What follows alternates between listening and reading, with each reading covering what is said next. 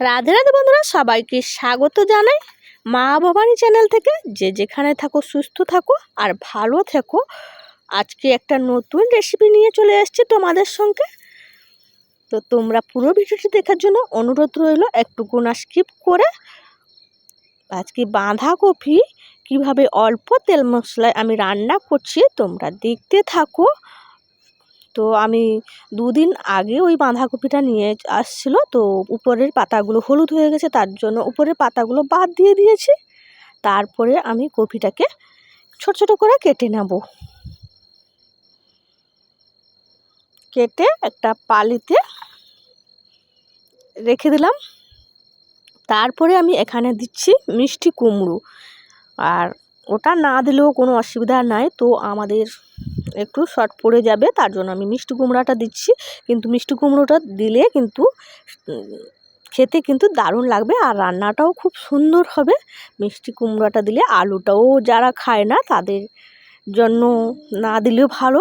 তো তার জন্য আমি ছোটো ছোটো করে মিষ্টি কুমড়োগুলো কেটেছি, আর গাজর আর ওই আলুগুলোও ছোটো ছোটো করে কেটে আমি ধুয়ে নিয়ে চলে এসেছি। আর কড়াই বসিয়ে দিয়েছি।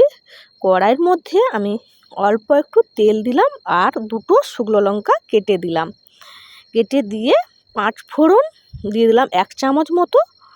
তার উপরে আমি পেঁয়াজ কুচানো দিয়ে দিলাম, একটা বড় সাইজের পেঁয়াজ কুচিয়ে নিয়েছিলাম দিয়ে দিলাম। তারপরে আমি লঙ্কার গুঁড়ি দিয়ে দিলাম 2 চামচ, আর হলুদ গুঁড়ি 1 চামচ দিয়ে দিলাম। তো যারা ঝাল বেশি খাও এর থেকে বেশিও দিতে পারো, আর কমও দিতে পারো, এটা যে যার মতো করে দেবে। তো তারপরে আমি কেটে রাখা সবজিগুলো দিয়ে দিলাম। দিয়ে আমি ভালো করে নেড়ে নেব। সব মশলা আর কফি টপিগুলো সব সুন্দর মিক্সড হয়ে গেছে, আর পরিমাণ মতো নুন দিয়ে দিয়েছি। আর ওই মটরকে আমি ভিজিয়ে রেখেছিলাম 1 ঘন্টা মতো। তো আগের বছর ওই সবুজ মটরটা আমি কিভাবে রেখেছিলাম তোমরা দেখতে চাইলে অবশ্যই দেখে নিও।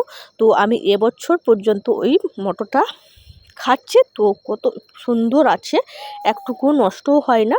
তারপরে আমি ঢাকনাটা চাপিয়ে দিয়েছিলাম।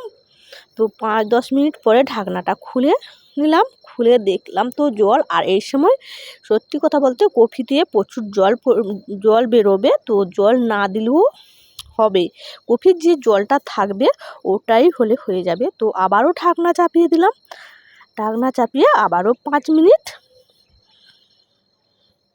পরে আমি ঢাকনাটা খুলে নিলাম। ঢাকনাটা খুলে আবারও নেড়ে নিলাম। এরকম করে 5-10 মিনিট অন্তর 2-3 বার ঢাকনাটা খুলে নেড়ে নিতে হবে, যতক্ষণ না কফির থেকে জলটা সরছে। সেই জলটা যতক্ষণ নাই ভালোভাবে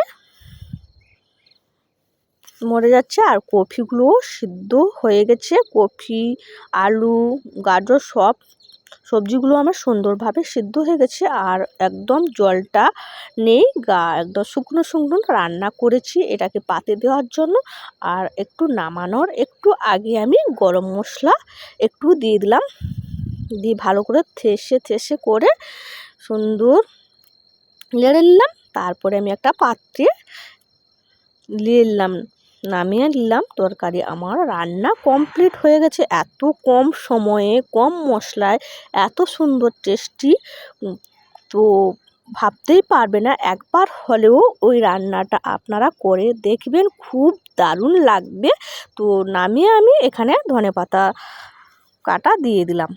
তো ধনেপাতার কাঁটাটা কুচানো ধনেপাতাগুলো যদি কড়াইতে দিয়ে দাও তাও হবে, কিন্তু এখানে আমাদের বাড়ির ধনেপাতা তো নরম নরম ছিল, তার জন্য নামিয়ে আমি দিয়ে দিলাম। Tata, bye bye.